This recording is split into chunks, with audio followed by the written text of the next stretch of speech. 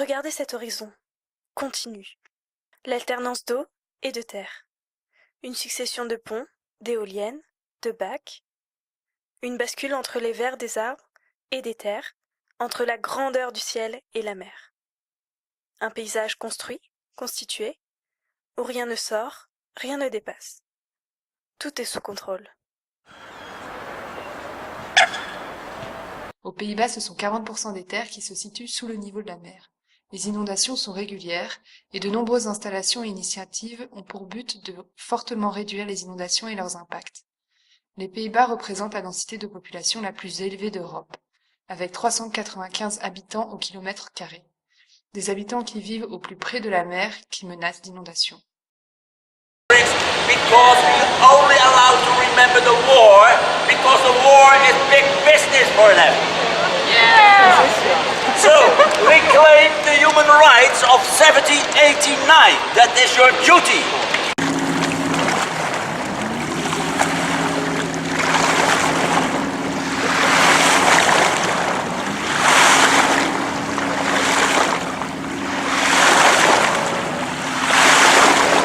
Pourtant, si l'eau est un danger pour l'humain, elle est aussi l'élément fondateur du paysage. Elle est structure et condition de l'existence des villes qui occupent le territoire. L'eau est active et mouvante. Elle est façonnée par l'homme en canaux, écluses, bassins, estuaires. Le paysage est construit pour lui faire face.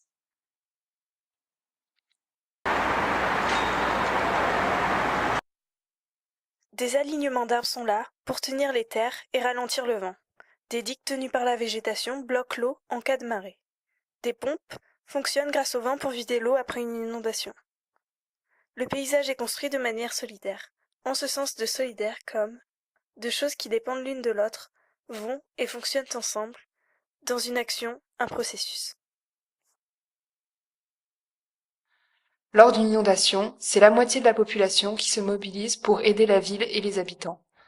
La définition de la solidarité est la relation entre personnes ayant conscience d'une communauté d'intérêts qui entraîne pour les unes l'obligation morale de ne pas desservir les autres et de leur porter assistance.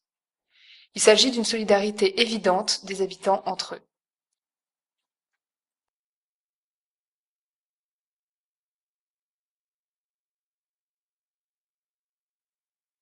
Les paysages où nous habitons, les paysages où nous vivons, ces paysages, nous croyons les connaître. Les paysages que nous traversons, les paysages que nous découvrons, ces paysages nous marquent.